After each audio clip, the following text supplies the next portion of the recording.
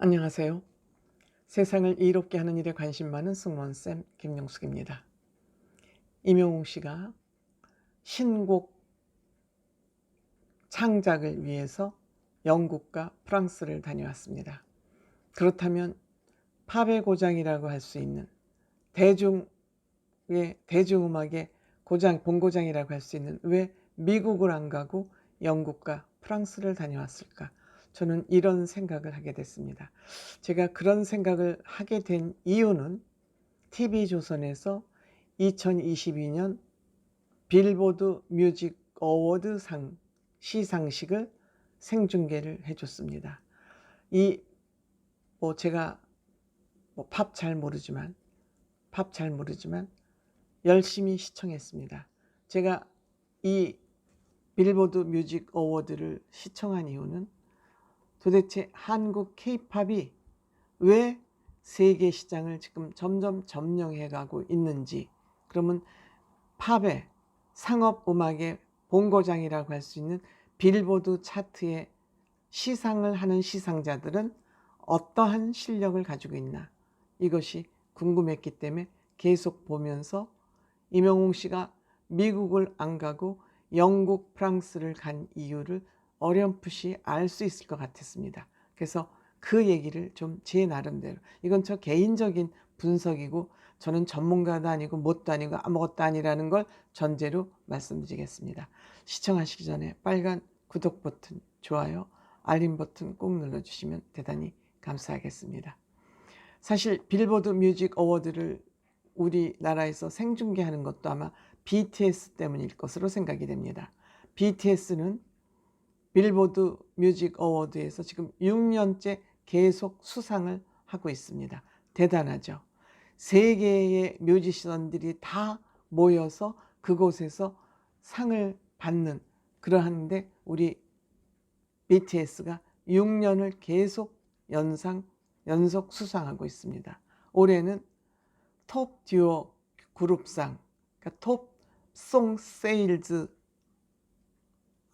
아티스트상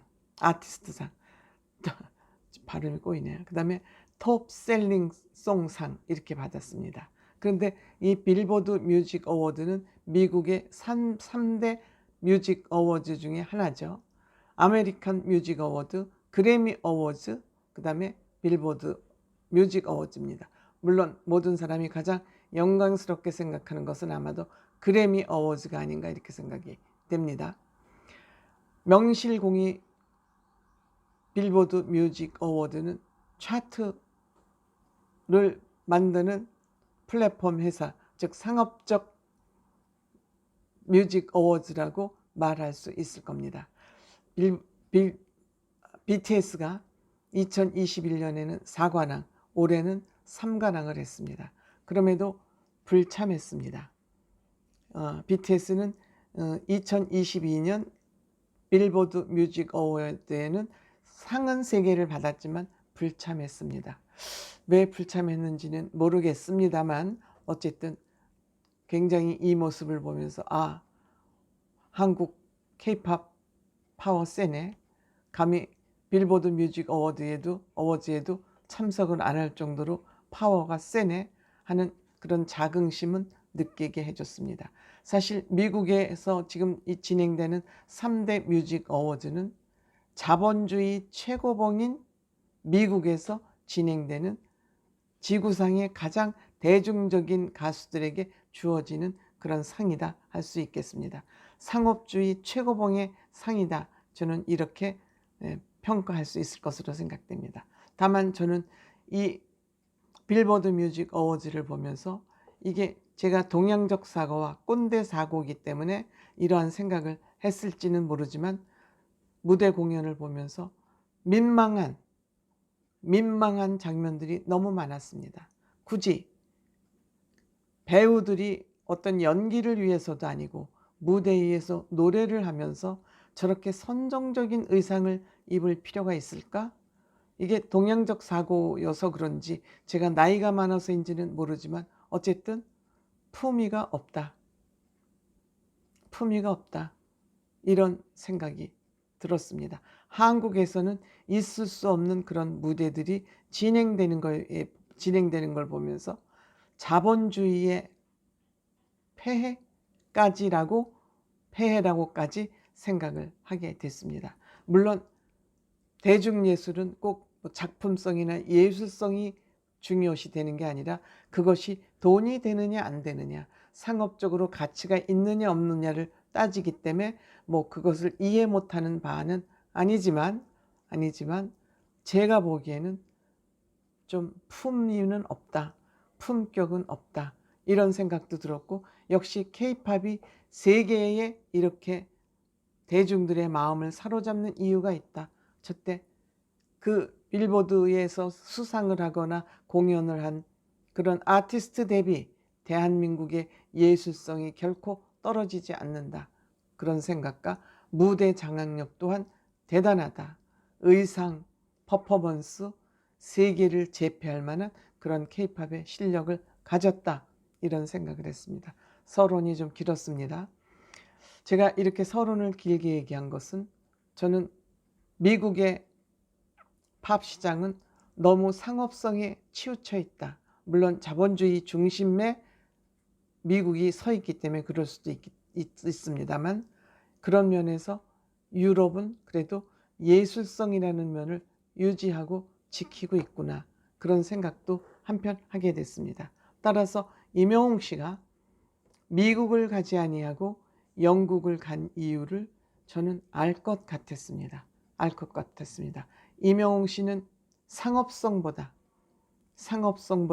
예술성을 추구하는 그런 아티스트다, 고품격을 추구하는 아티스트다 하는 그런 생각을 평상시 가지고 있기 때문에, 임영웅 씨가 이번 신곡 정규 앨범을 준비하면서 미국을 가지 아니하고 영국과 프랑스를 간 이유를 제 나름대로 이해할 것 같습니다.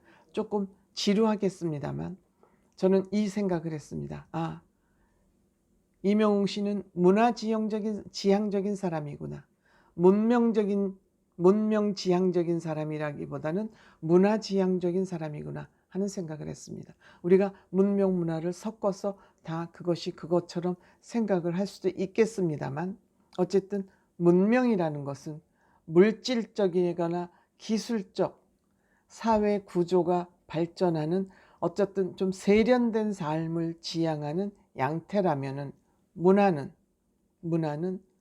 사회 구성원들이 가지고 있는 관습, 행동 양식, 생활 양식, 이런 것이 공유된 총화, 즉 물질적 문명과 정신적 소득을 통틀어서 말하는 것이 문화다.